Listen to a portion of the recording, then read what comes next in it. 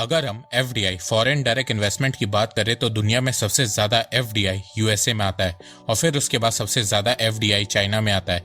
FDI के मामले में भारत 5वें नंबर पर आता है, जहां पिछले 10 सालों में भारत में foreign direct investment FDI increase हुआ है। वहीं पिछले 10 सालों में चाइना में भी एफडीआई इंक्रीज हुआ है, पर चाइना के मुकाबले इंडिया में एफडीआई तेजी से इंक्रीज हुआ है। पर उसके बावजूद दोनों देशों के एफडीआई फॉरेन डायरेक्ट इन्वेस्टमेंट में बहुत ज्यादा गैप है। जहां फाइनेंशियल ईयर 2021-22 में भारत का FDI all time high $84 billion तक पहुंच गया था, वहीं चाइना का FDI all time high $180 billion तक पहुंच गया था। इसके अलावा जहां पिछले साल भारत का एफडीआई 16% डिक्रीज हुआ है, वहीं चाइना का एफडीआई 8% इंक्रीज हुआ है। पर इसके बावजूद दुनिया भर के ग्लोबल फाइनेंशियल इंस्टीट्यूशंस का कहना है कि इस डेकेड में चाइना नहीं इंडिया इन्वेस्टमेंट डेस्टिनेशन बनने वाला है। पिछले 2 डेकेड से चाइना ग्लोबल इन्वेस्टर्स के लिए इन्वेस्टमेंट डेस्टिनेशन बना हुआ है, पर यह वाला डेकेड भारत का होने वाला है। ऐसा क्यों, आइए जानते हैं। तो नमस्कार दोस्तों, स्वागत करते हैं आपका चार्जिंग पॉइंट हिंदी में। दोस्तों, आज के इस वीडियो में हम जानेंगे कि किन कारणों के चलते भारत चाइना को बीट करके एक इन्वेस्टमेंट डेस्टिनेशन कंट्री बनने वाला है। तो जानने के लिए जुड़े रहिए आप इस वीडियो के साथ। दोस्तों, अब से मैं भारत और चाइना को लेकर एक सीरीज निकालने वाला हूं, जिसमें हम भारत और चाइना को डिफरेंट पैरामीटर्स में कंपेयर करेंगे और साथ में जानेंगे कि फ्यूचर में भारत कैसे चाइना को डिफरेंट सेक्टर में ओवरटेक कर सकता है। भारत कौन कौन सी इकोनॉमिक पॉलिसीज चाइना से अपना सकता है, इसके अलावा और भी बहुत कुछ। तो अगर आप इस चैनल में न्यू हैं तो चैनल को सब्सक्राइब करना मत भूलिएगा। तो चलिए आज के टॉपिक की शुरुआत करते हैं। आइए सबसे पहले जानते हैं कि एफडीआई होता क्या है। तो देखो, इन्वेस्टमेंट 2 टाइप्स की होती हैं, एक होता है एफपीआई और एक होता है एफडीआई। एफपीआई को फॉरेन पोर्टफोलियो इन्वेस्टमेंट बोलते हैं। एफपीआई में फॉरेन इन्वेस्टर स्टॉक मार्केट में पैसा लगाते हैं और जब इन्वेस्टर्स को प्रॉफिट हो जाता है तो वो अपना पैसा उस देश से वापस निकाल लेते हैं। वहीं एफडीआई लॉन्ग टर्म इन्वेस्टमेंट के लिए होता है। जब कोई फॉरेन कंपनी किसी देश में मैन्युफैक्चरिंग प्लांट खोलती है या कोई ब्रांच खोलती है या उस देश की कंपनी के साथ टाई अप करती है, उसे एफडीआई कहते हैं। एफडीआई हर देश की ग्रोथ के लिए बहुत जरूरी होता है। एफडीआई के बढ़ने से देश की इकोनॉमिक डेवलपमेंट भी तेज होती है। देश में जितनी फॉरेन कंपनीज आती हैं उतनी नौकरियां पैदा होती हैं, साथ में देश का एक्सपोर्ट भी तेजी से बढ़ता है। तो आज हम एफडीआई के बारे में बात करेंगे। 1947 में भारत आजाद हुआ था और 1949 में चाइना में कम्युनिस्ट पार्टी सिविल वॉर जीत जाती है और फिर चाइना में रूल करने लगती है। शुरुआत में दोनों देशों की बहुत ही कंजर्वेटिव इकोनॉमिक पॉलिसी थी। बाहरी देशों के साथ ज्यादा व्यापार नहीं था, लेन देन ज्यादा नहीं था, जिसके चलते दोनों देशों की अर्थव्यवस्था खराब होती जा रही थी।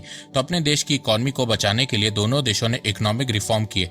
चाइना ने न्यू इकोनॉमिक पॉलिसी 1978 में लागू की, जिसके चलते चाइना में इन्वेस्टमेंट 1978 से ही शुरू हो गई थी। वहीं भारत ने न्यू इकोनॉमिक रिफॉर्म 1991 में लागू किया, जिसके चलते भारत में एफडीआई की शुरुआत 1991 में हुई। तो आज के समय जो दोनों देशों के एफडीआई में जो गैप है वो इसी इकोनॉमिक रिफॉर्म के चलते है।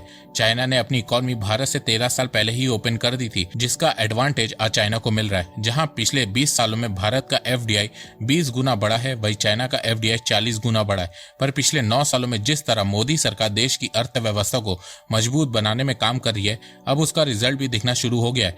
8 सालों से भारत का एफडीआई हर साल इंक्रीज हो रहा है, पर पिछले साल 2022 में भारत का एफडीआई 16% डिक्रीज हुआ था, वहीं चाइना का 8% इंक्रीज हुआ था। अब आप में से कुछ लोग बोलोगे कि ये सब मोदी सरकार के कारण हुआ है, मोदी सरकार देश को संभाल नहीं पा रही है, देश को चला नहीं पा रही है, वगैरह वगैरह। पर एक्चुअल में बात यह है कि 2022 में ग्लोबल एफडीआई में गिरावट देखने को मिली है। 2022 में ग्लोबल एफडीआई 24% गिरा है, वहीं भारत का सिर्फ 16% गिरा है। तो ग्लोबल लेवल के मुकाबले भारत इस समय अच्छी पोजीशन पे है। अब आप बोलोगे कि अगर ग्लोबल एफडीआई 24% गिरा है, चाइना का एफडीआई 8% कैसे इंक्रीज हो गया? तो देखो, इसमें एक बहुत ही बड़ा झोल छुपा है। चाइना हमेशा से अपने इकोनॉमिक फिगर्स को तोड़ मरोड़ के दुनिया के सामने पेश करता आया है, इसीलिए आए दिन कोई ना कोई फाइनेंशियल इंस्टीट्यूशन चाइना का भांडा फोड़ता रहता है। जैसे कुछ दिनों पहले वर्ल्ड बैंक ने कहा था कि China ease of doing business के डेटा में झोल करता है, जिसके चलते ईज ऑफ डूइंग बिजनेस की रैंकिंग ही बंद हो गई है। उसी तरह इस बार ब्लूमबर्ग ने चाइना की चोरी पकड़ी है। ब्लूमबर्ग ने कहा है कि चाइना अपने इन्वेस्टमेंट के फिगर्स को तोड़ मरोड़ के दिखाता है, चाइना क्लियर कुछ नहीं बताता है। ब्लूमबर्ग ने चाइना के इन्वेस्टमेंट के ऊपर एक बहुत ही अच्छी रिपोर्ट पब्लिश की है, जिसमें ब्लूमबर्ग ने बताया है कि चाइना में जो मैसिव इन्वेस्टमेंट आती है उसमें से 70 से 75% इन्वेस्टमेंट सिर्फ एक देश से आती है और वो देश कोई और नहीं, हांगकांग है। ये वही हांगकांग है जिसपे चाइना अपनी पकड़ को मजबूत किया जा रहा है। हांगकांग के पॉलिटिक्स पे चाइना इंटरफेयर कर रहा है, हांगकांग की सिविल राइट्स में चाइना इंटरफेयर कर रहा है, हांगकांग के बिजनेस और इन्वेस्टमेंट में चाइना इंटरफेयर कर रहा है। कहा जाता है कि चाइना की कंपनीज को जो भी 2 नंबरी का काम करना होता है वो काम वो हांगकांग से करते हैं। एक शेल कंपनी हांगकांग में बना के दुनिया भर के देशों से इन्वेस्टमेंट उठा के चाइना में इन्वेस्ट करते हैं, जिसके चलते चाइना का फॉरेन डायरेक्ट इन्वेस्टमेंट पिछले 10 सालों में तेजी से बढ़ रहा है। एक्सपर्ट इसे राउंड ट्रिप कहते हैं। अब आप लोग सोच रहे होंगे कि हांगकांग के पास इतना पैसा कहां से आता है, तो देखो हांगकांग अभी भी दुनिया के सामने एक अलग देश है जो बहुत ज्यादा डेवलप्ड है और जहां पे बहुत सारी फॉरेन कंपनीज के ऑफिसेज हैं। हांगकांग एक सर्विस सेंटर देश है। हांगकांग की जीडीपी में सर्विस सेक्टर का कंट्रीब्यूशन 90% है, जिसके चलते फॉरेन कंपनीज हांगकांग के सर्विस सेक्टर में बहुत ज्यादा इन्वेस्ट करती है। इसके अलावा हांगकांग में आपको transparency of local institution, freedom of information, availability of qualified human resource जैसी फैसिलिटी भी मिलती है। पर इन सब के अलावा हांगकांग में कोई भी कंपनी या देश आराम से इन्वेस्टमेंट कर सकती है, क्योंकि हांगकांग में टैक्स रेट बहुत ज्यादा कम है। इसके अलावा लेजिस्लेशन बहुत कम है, कोई रोक टोक नहीं है। कोई भी फॉरेन कंपनी आराम से हांगकांग में रजिस्टर कर सकती है। आपको कोई ऑफिस खोलने की जरूरत नहीं है, हांगकांग का सिटीजन होने की जरूरत नहीं है। 2 नंबरी काम के लिए हांगकांग बहुत ज्यादा फेमस है, इसीलिए हांगकांग में दुनिया भर से इन्वेस्टमेंट आती है और फिर उन इन्वेस्टमेंट को हांगकांग चाइना में इन्वेस्ट कर देता है। तो जैसे जैसे हांगकांग में इन्वेस्टमेंट बढ़ने लगती है, चाइना में भी इन्वेस्टमेंट बढ़ने लगती है। ब्लूमबर्ग ने अपनी रिपोर्ट में 2 ग्राफ शो किए हैं जिसमें उन्होंने चाइना के इन्वेस्टमेंट की पोल खोल के रख दी है। ये है फिगर नंबर 1, जिसमें आप चाइना का फॉरेन डायरेक्ट इन्वेस्टमेंट देख सकते हैं और इसमें जो ब्लैक कलर से है वो हांगकांग का अकेले का इन्वेस्टमेंट है चाइना में। पिछले 10 सालों में आप देख सकते हैं कि हांगकांग ने चाइना में कितना इन्वेस्ट किया है, जिसके चलते चाइना का एफडीआई फॉरेन डायरेक्ट इन्वेस्टमेंट तेजी से इंक्रीज हुआ है और $180 बिलियन तक पहुंच गया है। पर अगर आप इस फिगर में से हांगकांग को हटा दे तो चाइना का फॉरेन डायरेक्ट इन्वेस्टमेंट कुछ इस तरह दिखेगा, जो 2008 में ऑल टाइम हाई $50 बिलियन तक गया था। पर फिर उसके बाद से चाइना का एफडीआई गिर रहा है और 2008 से ही हांगकांग का इन्वेस्टमेंट चाइना में बढ़ रहा है। 2021 में चाइना का एफडीआई $180 बिलियन था, जिसमें से हांगकांग का इन्वेस्टमेंट $132 बिलियन था 76%, और यूएस का इन्वेस्टमेंट सिर्फ $2.47 बिलियन था, जबकि भारत में यूएस का इन्वेस्टमेंट $6 बिलियन है।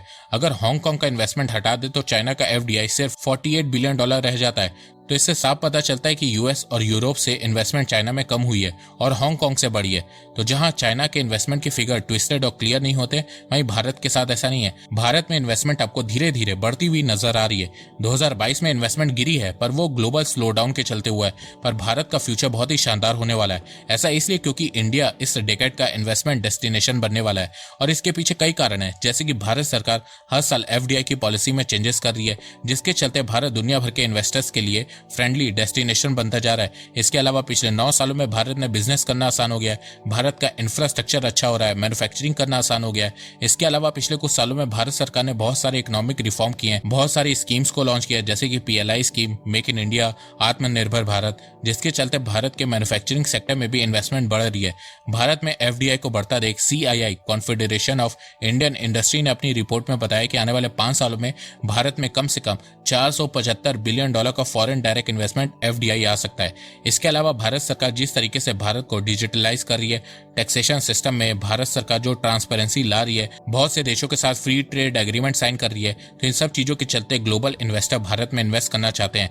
ग्लोबल इन्वेस्टर्स को भारत से बहुत ज्यादा उम्मीदें हैं। ग्लोबल इन्वेस्टर्स को भारत में एक इमर्जिंग मैन्युफैक्चरिंग हब दिख रहा है। इसके अलावा कई एक्सपर्ट्स का मानना है कि जो पॉपुलेशन का एडवांटेज चाइना को 15 साल पहले मिला था, वही एडवांटेज आज भारत को मिल रहा है। भारत एक यंग कंट्री है जो वर्ल्ड की फास्टेस्ट ग्रोइंग मेजर इकोनॉमी है और आने वाले 5-6 साल इंडियन इकोनॉमी कम से कम 6% से ग्रो करने वाली है। आने वाले 4 सालों में Bharat world 3rd largest economy बनने वाला है। इस समय भारत की पर कैपिटा $2300 है। 2030 तक ये बढ़ के $5000 तक हो जाएगी, जिससे भारत के हाउस होल्ड की इनकम भी इंक्रीज होगी, उनकी कंजप्शन बढ़ेगी, जिससे भारत का डोमेस्टिक मार्केट तेजी से इंक्रीज होगा। According to World Economic Forum 2030 तक इंडिया के 80% household middle income group में आ जाएंगे। इसके अलावा ग्लोबल इन्वेस्टर्स को इंडिया से अच्छा खासा रिटर्न भी मिलने वाला है।